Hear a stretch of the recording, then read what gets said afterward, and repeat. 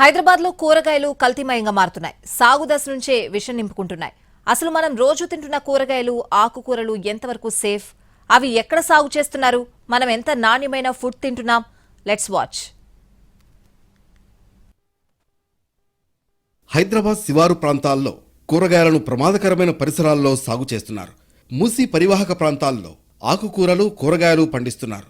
మెంతికూర, పుదీనా, పాలకూర, తోటకూర, పొన్నగంటి కూర, సోయికూర, ఇలా ఒక్కటేమిటి అనేక రకాల ఆకుకూరలు మూసీ పరివాహక ప్రాంతాల్లోని మురికినీటితోనే సాగు చేస్తున్నారు రైతులు. అక్కడక్కడ మునగ చెట్లు, అరటి, చేమదుంపలను సైతం పెంచేస్తున్నారు. మూసీ కెనాల్లో మోటార్లు పెడుతున్నారు. దాని నుంచి నీటిని పైకి తీసి మొక్కలకు పోస్తున్నారు. చుట్టూ ప్లాస్టిక్ వేస్టేజ్, మధ్యలో మెంతికూర నారు వేసి పెంచుతున్నారు. వీటికి మురికినీటిని పోస్తున్నారు. ఇక్కడి నుంచి రోజు ఉదయాన్నే మార్కెట్లకు చేరుస్తూ ఉంటారు. వాటిని ఫ్రెష్గా ఉన్నాయనుకుని మనం కొనుక్కుని తింటున్నాం.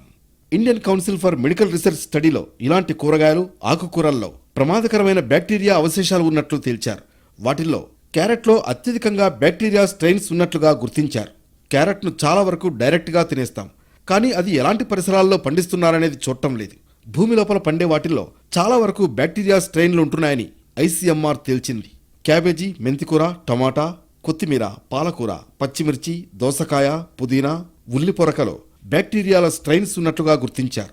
ఇలాంటి కూరగాయలను తీసుకోవడం వల్ల అనారోగ్య సమస్యలు తలెత్తుతాయని హెచ్చరిస్తున్నారు వైద్యులు. మూసీ పరివాహక ప్రాంతంలో పారే నీటిలో అత్యధికంగా హైదరాబాద్లోని డ్రైనేజీ నీళ్లే కలుస్తాయి.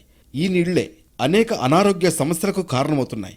సాధారణంగా మనం వాడే మెడిసిన్స్ కు సంబంధించిన అవశేషాలు ఆ నీటిలోనే ఉన్నట్లు సైంటిస్టులు గుర్తించారు. చాలా వరకు కూరగాయలలో యాంటీబయాటిక్స్, ఈకోలి బ్యాక్టీరియా అనువాళ్లు ఉన్నట్లు శాస్త్రవేత్తల అధ్యయనంలో తేలింది. దేశంలో అనేక ప్రాంతాల నుంచి 1780 శాంపుల్స్ సేకరించి పరీక్షించగా వాటిలో ప్రమాదకరమైన బ్యాక్టీరియాలు అత్యధిక స్థాయిలో ఉన్నట్లు తేల్చారు. జనరల్గా ఏంటంటే ఇప్పుడు మనకు ఈ కూరగాయలని మనం బయట మనం పరిసరాల్లో పండిస్తాం కాబట్టి, సో దానికి సంబంధించి రీసెంట్గా Indian council of medical research కావచ్చు, రాజస్థాన్లో ఉన్న సెంట్రల్ యూనివర్సిటీ కానీ, తర్వాత పూణేలో ఉన్న అగ్రికల్చర్ యూనివర్సిటీ వాళ్ళు చేసినటువంటి మెయిన్గా క్లినికల్ రీసెర్చ్ సంబంధించి ప్లాంట్స్ పైన, అదే వెజిటబుల్స్ పైన ఏంటంటే దానిలో దాదాపు 1780 శాంపుల్స్ వాళ్ళు వెజిటబుల్ శాంపుల్స్ కలెక్ట్ చేశారు. సో దాంట్లో 77 టైప్స్ ఆఫ్ బ్యాక్టీరియా యొక్క అవశేషాలు ఉన్నట్లుగా వాళ్ళు గుర్తించడం జరిగింది. మరోవైపు పెస్టిసైడ్స్ ను ఎక్కువగా వాడటం వల్ల కూడా యాంటీబయాటిక్స్ అవశేషాలు కూరగాయల్లోకి చేరుతున్నాయని తెలుస్తోంది. ఇలాంటి కూరగాయలు తీసుకోవడం వల్ల చిన్నపిల్లల్లో మెదడువాపు వ్యాధి రావడానికి అవకాశం ఉందని వైద్యులు చెబుతున్నారు.